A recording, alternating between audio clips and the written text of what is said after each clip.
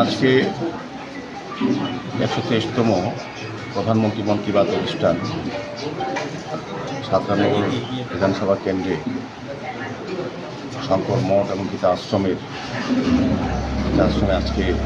১২৩তম মন কি বাত অনুষ্ঠান শুনেছি। তো সারা ভারতবর্ষে প্রতি মাসের শেষ দিনটায় অধীর আগ্রহ থাকেন আমাদের যশস্বী প্রধানমন্ত্রী ভারতবর্ষের উদ্দেশ্যে, সারা পৃথিবীর উদ্দেশ্যে এবং জনগণের উদ্দেশ্যে আগামী ভারতবর্ষ কীভাবে তৈরি হচ্ছে এবং কী কী করা হয়েছে জনগণের বিভিন্ন বিষয়ের উপর নিয়ে আলোকপাত করে অধীর আগ্রহে আমরা শুনতে অপেক্ষায় থাকি। আজকে ৩১তম মন কি বাত আমরা শুনলাম। বিশেষ করে প্রধানমন্ত্রী প্রথম দিকে ওনার আলোচনায় আমাদের যোগার উপরে গুরুত্ব আরোপ করেছেন।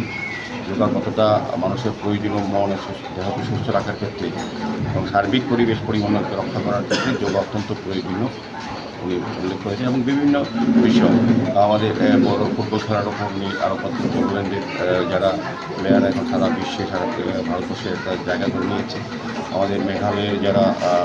মা বোনেরা আছে তাদের স্কিল ব্যবহার করে এসএসজি তারা আর্থিকভাবে আত্মনির্ভর হচ্ছে এবং বিশেষ করে বলব যে আমাদের পরিবেশের উপর গুরুত্ব আরোপ করেছেন এবং বিভিন্ন ক্ষেত্রে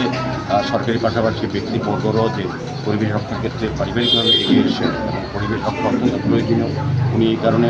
২ বছর আগেও এই এক বের মাঝে নাম উনি বলেছেন, উনি আবারও বলেছেন পরিবেশ রক্ষা সকলকে এগিয়ে আসার জন্য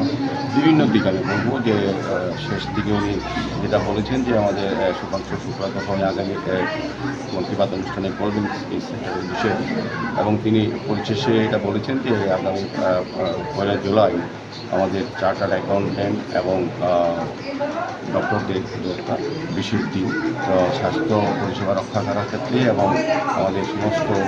অর্থনৈতিক ব্যবস্থাকে সম্পন্ন করার জন্য এই বিষয়ের উপর গুরুত্ব আরোপ করার জন্য বলেছেন তাদের প্রতিষ্ঠাতা সার্বিকভাবে দেশের উন্নয়ন বিভিন্ন অংশে মানুষের যে অংশগ্রহণ সেটা উনি তুলে ধরেছেন। আমরা মন কি বাত অনুষ্ঠানে এখানে আগ্রহ থাকি যে প্রধানমন্ত্রীর দিশা বিচার এবং দেশ কোথায় যাচ্ছে এবং কী অবস্থায় আছে সার্বিকভাবে উনি তুলে ধরেন। আজকের এই অনুষ্ঠানে আমাদের মধ্যে শঙ্কর মঠ এবং গীতা আশ্রমের মহারাজ যারা আছেন, আমাদের কর্পোরেটর এমএসএম মন্ডল সভাপতি মঞ্জুর ভট্টাচার্য আছেন, আমাদের জেলার যিনি